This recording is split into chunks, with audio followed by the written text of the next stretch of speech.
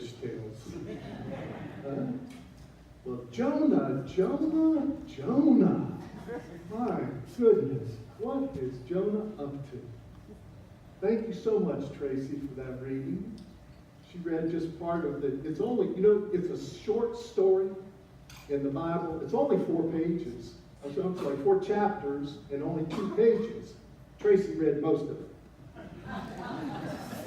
But I don't want to assume that anybody knows the whole story, right?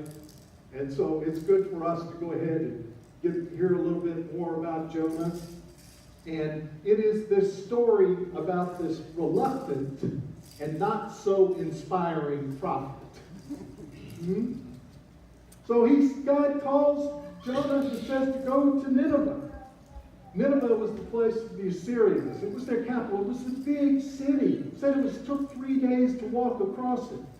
They said estimated it was 160,000 people in Nineveh at the time. And it's now near the present-day Mosul. Go ahead and put up the slide there. That kind of shows you a little bit more where Nineveh was and supposedly some of the other places in this story. Okay?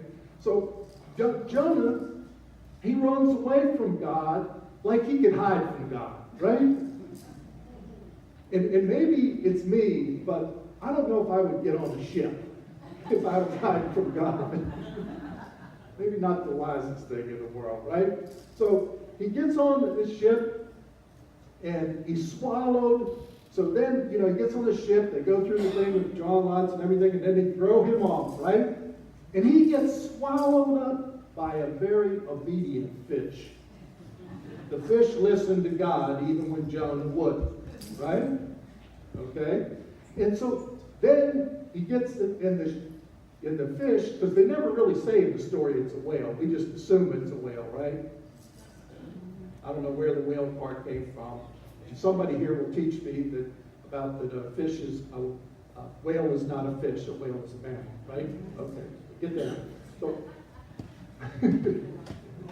So he's swallowed up, and then this fish belches him out right onto the shore. Ugh. That old sour prophet probably felt better after he got rid of him. So then, here goes Jonah onto the shore. And he starts finally, he's going to do what God asked him to do. And he preaches one of the shortest sermons ever. 8 words. 8 words, right?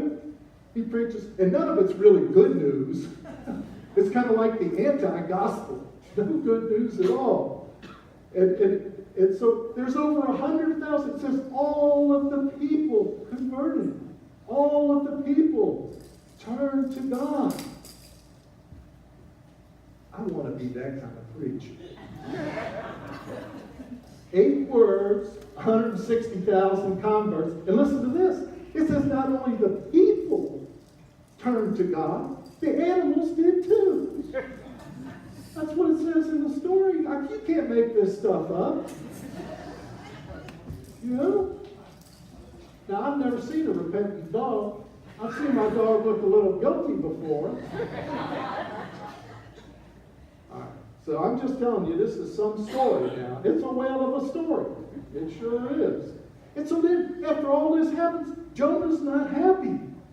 He's not happy at all about the outcome. See, Jonah wanted justice. Jonah wanted God to punish these evil Ninevites. That's what Jonah really wanted. But God wanted redemption. Yep. So then Jonah, true to form, throws several temper tantrums, hoping God would change God's mind and go back and punish. That's Jonah for you. But lo and behold, God had the last word. Isn't that right? God always has the last word. And that last word is love. And that's why that kind of thing for the Ninevites is redemption. Let's pray. Loving and gracious God, Bless us now. Let your word, your living word, enliven us, enrichen us, and open our hearts and minds today. In Jesus' name we pray. Amen. Well, I think the very first lesson that I would say you take away from this amazing story is you can run, but you can't hide. Huh? Is there a song like that? Yeah, you can run, but you can't. If God is calling you, and God is calling you to something, you can run, but you can't hide. And I will offer this too. You will not find peace or rest until you answer that call. You won't. No. Jonah disobeyed God's commandment very clearly, yet God lovingly pursued Jonah, didn't he? Lovingly. Just kept on pursuing. It was love. It wasn't, God didn't stand up there and say something about guilt like my mother would have. You know, why didn't you listen to me? You do that again, this is what's going to happen to you? No, God just kept lovingly pursuing Jonah. See, God is always a God of second and third chances. God is a God of deliverance, even towards God's most rebellious children. Isn't that pretty amazing? What a beautiful thing about it. Now, I told you last week a little bit about my story about Key West and recovery, and I've been there 30 years ago. And, you know, you want to hear a whale of a story, really, is I went to Key West, bartender at La-Di-Da, and left an ordained minister in the Metropolitan Community Church. You can't make that stuff up either, right? And I'm just going to quickly tell you how it is, because this is so bizarre, because I thought I was the last person in the world that God would call. I really did. And I had been in recovery for a couple years, and one morning I was standing in front of the mirror, and tears started running down my eyes. They were streaking through the shaving cream. As I kept thinking to myself, there's got to be more than this. There's got to be something else. Something is still missing in my life. Something. And so, in God's own way, I said, well, so then I got a phone call. I was selling radio advertising in Key West at the time, and they said, oh, your big account's going to cancel. Doesn't that always happen, right? So I said, well, let me get my car and go. So I went. I stopped to get a cup of coffee, and who pulls in but the pastor from the Metropolitan Community Church of Key West. Pulls in right beside me. Takes one look at me and says, Tony, come to my office. I went to his office. I'm going to make this long story very short. Went to his office. He said, you need to take a week off, call work right now, right here. Take a week off and just be kind to yourself and pray and meditate about what it is you think that God really wants you to do with your life. So I did that. And I went to a beach too. As was things at Key West. And so then I came back to his office a week later, and he said, and his name is Reverend Steve Torrance, and he said to me, Tony, what is it you really want to do with your life? What is God calling you to do? And I swear to this day that these words did not come out of my mouth. I said, I want to be a pastor. And I looked around to see who said it. Yeah. But something else amazing happened. I felt this moment of peace and clarity that I had never, ever experienced before. And so then, as they say, the rest is history. What an amazing, amazing. That's a true fish thing there. Yeah. So, but it seems so absurd to me that God would be calling me.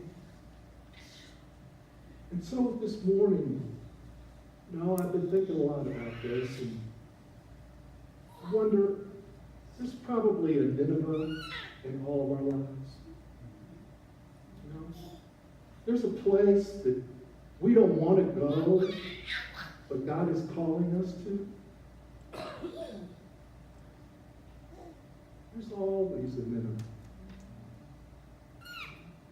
And for some of us, maybe that place is a place of forgiveness.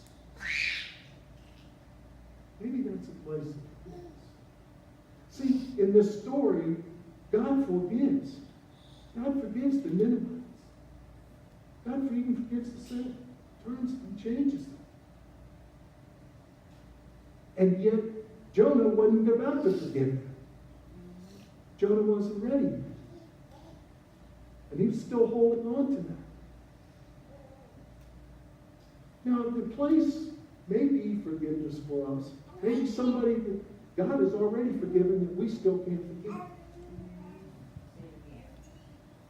Maybe there's someone in our life that we need to forgive that God has already forgiven.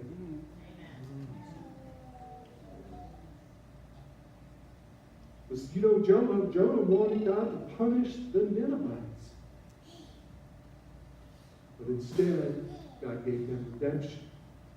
So it could be a Nineveh for us as a place that God has been calling on you for some time. For some special way to use the gifts and skills and talents that you have to make this world a better place. And maybe you've been afraid, like I was, that someone would laugh at you if you said, this is what I'm going to do. But you know what? If it's God calling you to do it, it will happen. And you will be blessed for it. So think about it. Where is that Nineveh? God gave them grace, and God gave them redemption. And for Jonah, listen to this now, folks. Jonah basically said, give me justice or give me death. Right? He was willing to hold on to that to the point that I would rather die than live if I don't get the justice I want. A lot of people that have died because of it. And in this case, we're called to work at how can we better align our lives, our thinking, what we do with God's divine will. Now, if you go back to the beginning of the story, there was that question, what is the sin of Nin, or Nineveh? It actually was the Nins. What do you call that? And they say that the person that actually started building Nineveh's name was Nimrod. Yeah. You can't make this stuff up either. Seriously. Okay. So, what was the sin of Nin? Yes, the Assyrians were cruel and they were barbaric, but so were many of the other tribes all around there. So I wonder, I think, maybe it was really about the Ninevites, the Assyrians' abuse of power and resources. Huh? See, they had riches. They had aqueducts. They had everything they needed. It talks about how rich and how well off they all were. But what did they do? They put up a big wall around them to keep people out instead of letting people in to help them. They didn't want anybody in that was different from them. They built walls to keep out the other, not to help others. Even while they had so much more in terms of resources and wealth. And I think it begs us to reflect and think about and consider how we use our personal privilege and power. Do we use it to build walls around ourselves or to help others? It's a challenging text in that sense. So if you go back to Nineveh now, Jonah, and like us sometimes, wanted retribution and revenge, whereas God sought redemption. That's hard sometimes, isn't it? You know, we feel like we know we've been treated unfairly. We know they're wrong. We know it. And so we want this retribution and revenge. And God is seeking redemption. That's challenging for us, isn't it? It is. I think that God understood and knew that they didn't need to be further punished, because being separated from God is punishment enough. Just a thought. It's a powerful lesson in remembering that God intends salvation for all people. Jonah had a clear understanding of it, and it annoyed him. And Jonah wanted no part of God's universal love. And truth be told, sometimes we're in the same boat or fish. You know, isn't it true? So at the end of the day, this whale of a story was really about changing direction. About changing direction to align our will to God's will so that we can all together make the world a better place. So the question, it's a whale of a question, is how will you respond to God's call?